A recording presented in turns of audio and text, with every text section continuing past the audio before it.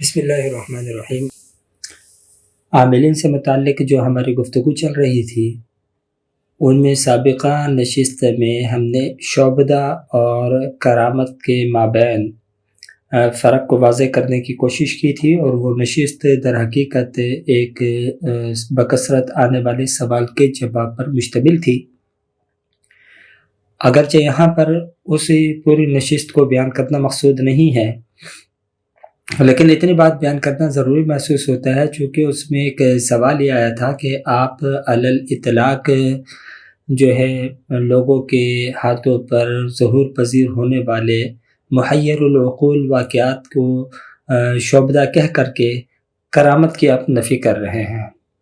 تو اس میں ہم نے ذکر کر دیا تھا کہ کرامت کا تعلق ولایت کے ساتھ ہے، اور ولایت مشروط ہے شریعت کی اتباع کے ساتھ۔ جہاں پہ اتباع شریعت ہوگی وہاں پہ ولایت کا پائے جانا ممکن ہے، اور جہاں پہ ولایت ہوگی کرامت پھر اس کے بعد ہے ولایت کے بعد۔ تو یہاں پر یہ بات مقصود ذکر کرنے کا مقصود یہ ہے کہ اب در حقیقت عوام کے اذہان کے اندر ایک غلط بات جو ہے وہ راسخ ہو چکی ہے، وہ یہ کہ عوام کی اکثریت یہ سمجھتی ہے کہ یہ جو عاملین حضرات ہوتے ہیں، اعمال کرتے ہیں، جھاڑ پھونک کرتے ہیں، یہ لا محالہ بزرگی کے کسی مرتبے اور مقام کے اوپر فائز ہوتے ہیں، اور ولایت کے اوپر جو ہے یہ فائز ہوتے ہیں، اور ان کو وہ بزرگ سمجھتے ہیں۔ اور یہی وجہ ہے کہ جب ہم کسی عامل کی کسی قبیح فعل کی وجہ سے مذمت کرتے ہیں تو یہ لوگ یہ سمجھ بیٹھتے ہیں کہ یار یہ دیکھو ایک بڑا بزرگ ہے، یہ اس کی مذمت کر رہا ہے، اس کو جو ہے اس کے اندر عیب جوئی کر رہا ہے، اس کے اوپر نکتہ چینی کر رہا ہے، تو یہ تو بزرگوں کا گستاخ ہو گیا، اور یہ جو ہے ولیوں کا گستاخ ہو گیا۔ تو یہاں یہ بات بیان کرنا ضروری محسوس ہوتا ہے کہ دیکھیں عملیات اس کا تعلق کسب کے ساتھ ہے، عملیات کا بزرگی کے ساتھ یا ولایت کے ساتھ بالکل تعلق ایسا نہیں ہے کہ یہ دونوں چیزیں ایک دوسرے سے جدا نہ ہو سکیں۔ یہ بات ضرور ہے کہ اگر کوئی شخص اللہ کا برگزیدہ بن جاتا ہے اور وہ ولایت کے مراتب کے اوپر فائز ہو جائے تو اللہ رب العالمین اس کی زبان کے اندر تاثیر رکھ دیتے ہیں، اور وہ کسی کو کچھ پڑھ کے پھونک دے، کوئی دم کر دے، تو اللہ رب العالمین اس کے جس وجہ سے وہ دم کروایا گیا ہو، جس مقصد کے لیے وہ کر رہا ہو، اس کو پورا کر دیتے ہیں۔ کیوں؟ اس لیے کہ ولی جو ہوتا ہے اللہ رب العالمین جمیع مخلوقات اس کے تابع کر دیتے ہیں، وہ تو کوئی عجیب بات نہیں۔ لیکن اس وقت جو بکثرت جگہ جگہ عامل لوگ بیٹھے ہوئے ہیں، ان کے حوالے سے میں بات کر رہا ہوں۔ عمومی طور پر یہ لوگ کسب کر کے، مختلف قسم کے اوظاف و فرائض کر کے، مختلف قسم کی چلہ کشیوں اور ریاضتیں کر کے یہ کیا کرتے ہیں،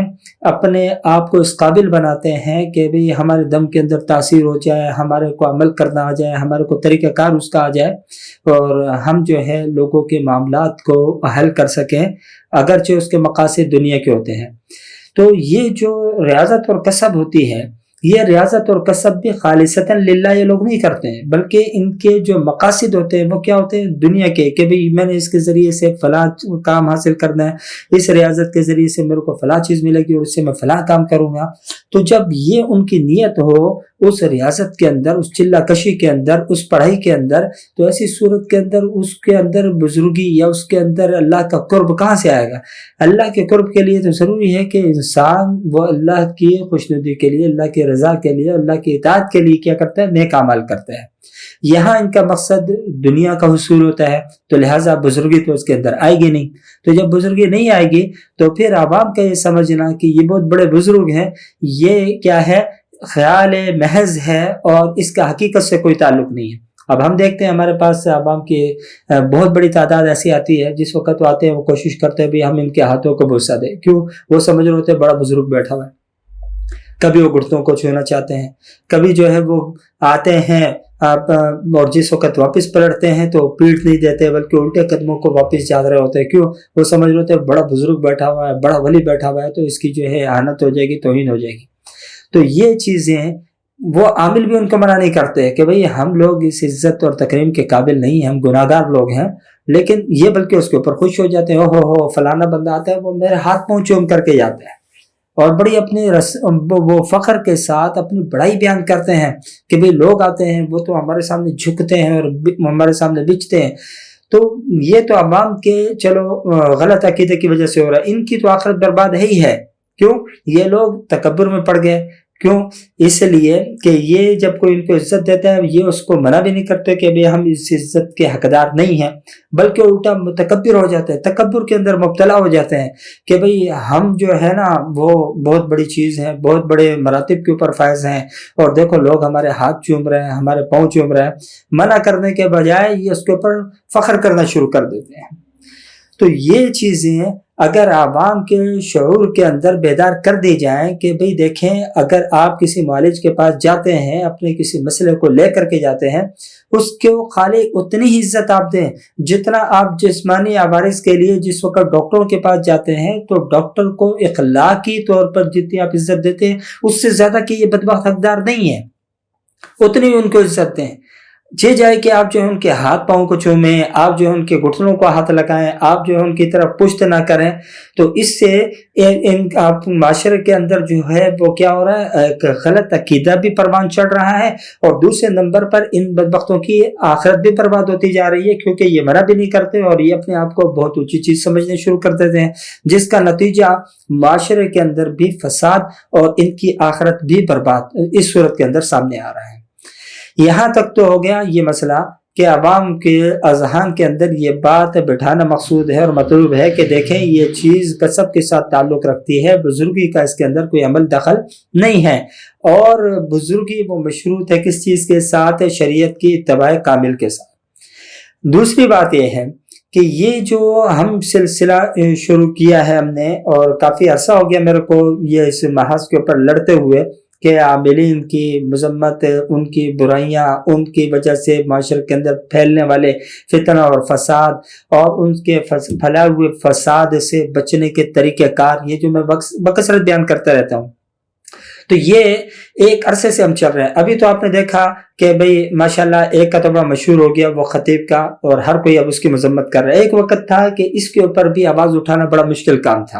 اور یہ یقینی بات ہے کہ یہ جو اس قسم کے شعبدہ باز بیٹھے ہوتے ہیں، ڈھونگی بیٹھے ہوئے ہوتے ہیں، اور اتنے بڑے پیمانے کے اوپر لوگوں کو دھوکہ دے رہے ہوتے ہیں، فراڈ دے رہے ہوتے ہیں، تو ان کی پشت اتنی کمزور نہیں ہوتی، ان کی بیک کے اوپر بڑے مضبوط لوگ ہوتے ہیں. اور یہی وجہ ہے کہ یہ اپنی خلاف اٹھنے والی ہر آواز کے اوپر بڑا شدید رد عمل دیتے ہیں. اگر آپ کو یقین نہیں آتا تو یہی خطیب تھا جس کے پیچھے لاہور کے ایک مولوی صاحب نے بیچارے نے آواز اٹھائی تھی، تو کیا انجام ہوا تھا اس کا تاریخ کے اندر موجود ہے. آج بھی آپ جا کر کے دیکھ لیں، نام یہاں پر میں نہیں ذکر کروں گا، لیکن یہ ہے کہ انہوں نے جس طریقے سے ان کو جس انجام سے دوچار کیا تھا وہ کسی سے ڈھکی چھپی بات نہیں ہے.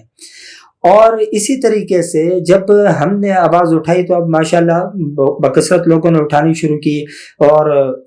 اس طریقے سے وہ تو چلو ایکسپوز ہو گیا. لیکن مسئلہ وہیں تک نہیں ہے، اس کے علاوہ بھی اور ہیں، بہت سارے ہیں. اب جب ہم ان کو نشانہ بناتے ہیں، ان کے اقوال کو، ان کے جو صریح شریعت کے خلاف ان کے افعال ہیں یا ان کے اقوال ہیں، ان کو جب ہم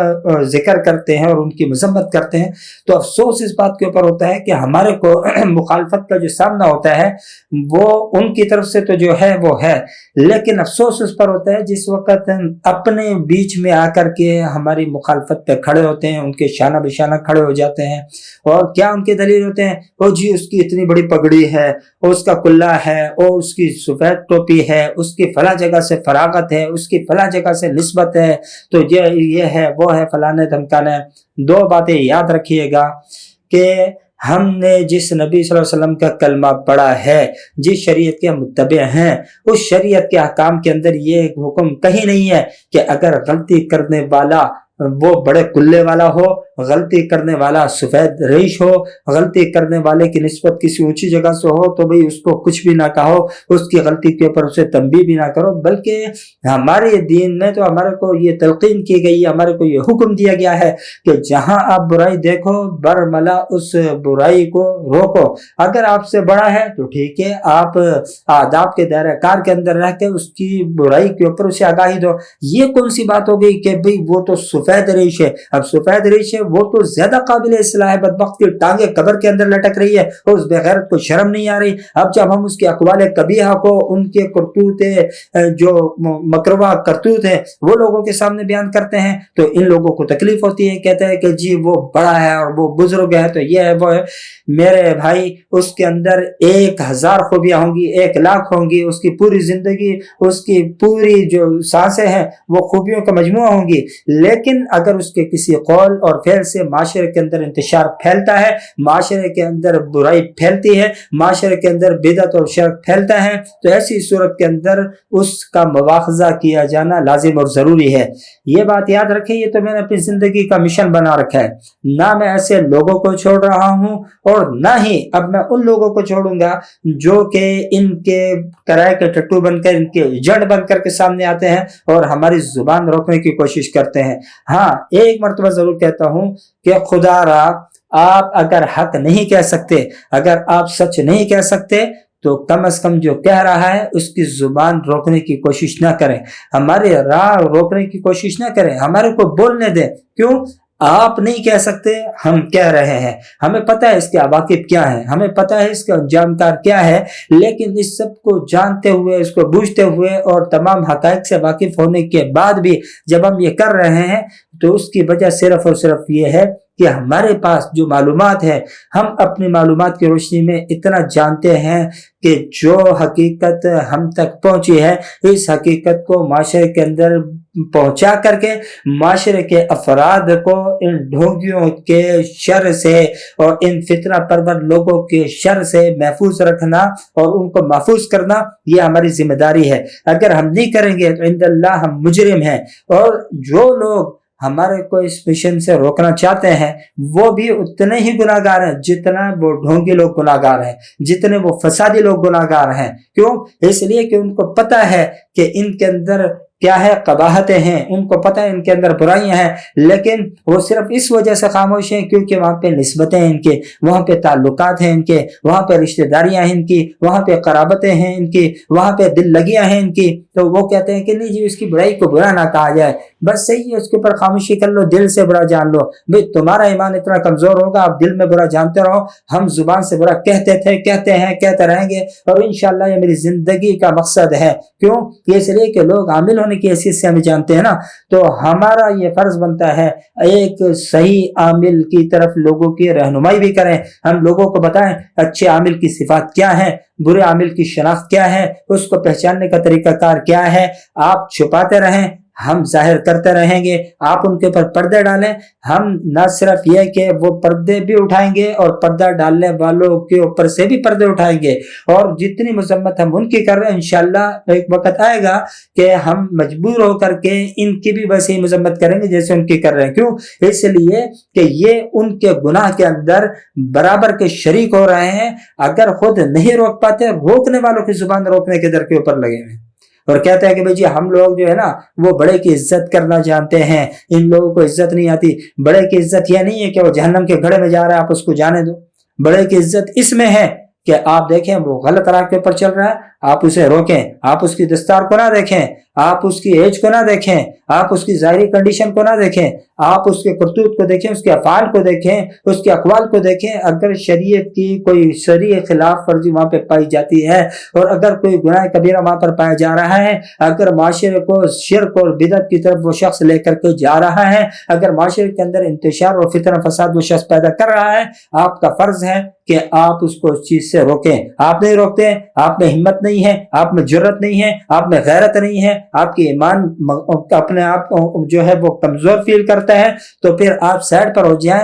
جو اس کو روکنے والا ہے، جو اس کو ٹوکنے والا ہے، اس کی زبان روکنے کی کوشش نہ کریں۔ اگر آپ روک رہے ہیں تو اس کا مطلب یہ ہے کہ آپ بھی اس گناہ کے اندر اس کی شانہ بشانہ شریک ہیں۔ دعا فرمائے اللہ رب العالمین ہمارے کو سمجھنے کی اور اس کے اوپر عمل کرنے کی توفیق بھی عطا فرمائے۔